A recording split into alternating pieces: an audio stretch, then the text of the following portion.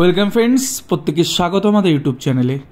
যে সমস্ত ভিউয়ার্সরা প্রথমবার চ্যানেলটি দেখছেন তারা অবশ্যই চ্যানেলটিকে সাবস্ক্রাইব করে দিন এবং চ্যানেলের পাশে থেকে বেল আইকনটি প্রেস করুন, যাতে এই ধরনের খবরাখবর সবচেয়ে আগে সবচেয়ে দ্রুত আপনাদের কাছে পৌঁছে যায়।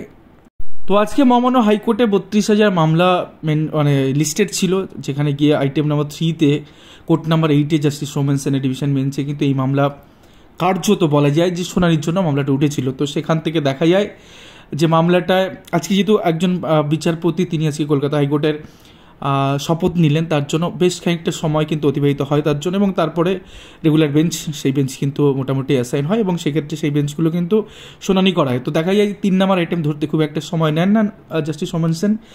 তো সেক্ষেত্রে বিচারপতি মহোদয় যখন মামলাটি তিনি হাতে নেন এবং তারপরেই তিনি কিছু কথাবার্তা সেখানে আলোচনা হয়।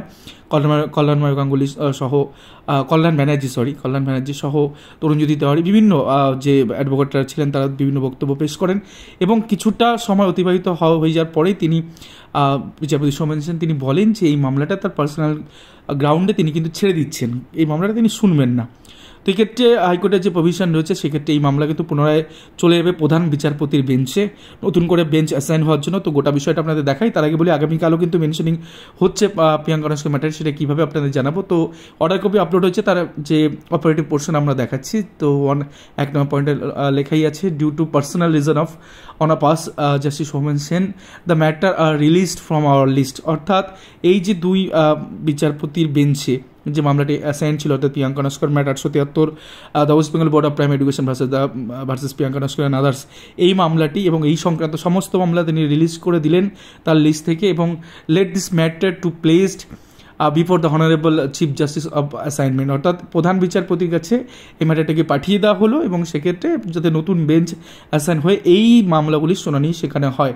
তো সৌমেন সেন জাস্টিস এবং স্মিতা দাস দে, তো জাস্টিস 2 জন রয়েছেন, তারা কিন্তু এই মামলা রিলিজ করে দিলেন তার বেঞ্চের থেকে।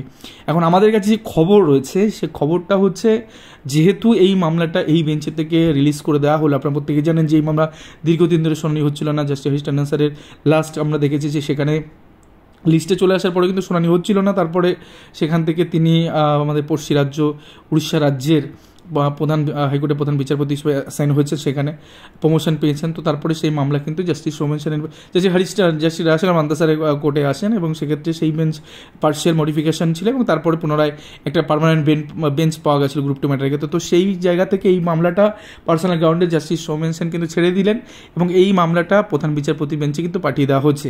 এখন কালকেই খবর শোনা যাচ্ছে, সূত্রের যে খবর আমাদের কাছে এসছে তাতে করে কালকেই এই মামলা প্রধান বিচারপতির কাছে হয়তো বা মেনশন করা হতে পারে, যাতে করে এই মামলাটা যাতে দ্রুত বেঞ্চ অ্যাসাইন হয় এবং যে কোনো বেঞ্চে, হাইকোর্টের একাধিক ডিভিশন বেঞ্চ রয়েছে, তো যে কোনো বেঞ্চ এইখানে অ্যাসাইন হবে এবং সেক্ষেত্রে প্রধান বিচারপতি যে সিদ্ধান্ত নেবেন সেই সিদ্ধান্তই কিন্তু কার্যত সেই বেঞ্চেই কিন্তু শুনানি হবে। এখন দেখা যাক, আমাদের ক্ষেত্রে যেটা সবথেকে চাকরি প্রার্থীদের ক্ষেত্রে তারা সবাই চাইবেন যে মান্তা স্যারের ডিভিশন বেঞ্চে এই মামলা যাক, তার কারণ মান্তা স্যার কিন্তু স্বয়ং কিছুদিন আগে 2009-এর ম্যাটারের ক্ষেত্রে আমরা দেখেছি যে বহু সংখ্যক প্রার্থীকে দুর্নীতি হয়েছে প্যানেলে, তিনি সরাসরি পিটিশনারদের এদিকে বোর্ডের ডিপিএসসির আইনজীবীকে জিজ্ঞাসা করেছিলেন যে এই প্যানেল কি বাতিল করে দেবো নাকি পিটিশনারদের চাকরি দেবো।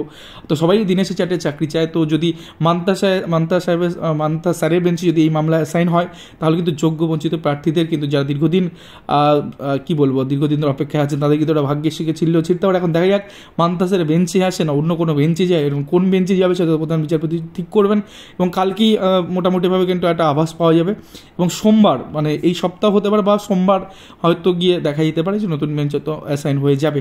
তো এখন দেখা যাক এই মামলা কোন দিকে গড়ায়, কোন বেঞ্চে যায়, সব থেকে বড় ব্যাপার এখন সেদিকে আমাদের তাকিয়ে থাকতে হবে। যোগ্য বঞ্চিতরা আশা করবেন যে মান্তা সাহেবের ঘরে যাতে এই মামলা যায়, এখন ঈশ্বর স্বয়ং হয়তো সাপোর্ট করবেন গোটা বিষয়টাতে। দেখা যাক কোন বেঞ্চে যায়। এই ছিল আজকে গুরুত্বপূর্ণ আপডেট। ধন্যবাদ সকলকে, ভালো থাকবেন, সুস্থ থাকবেন।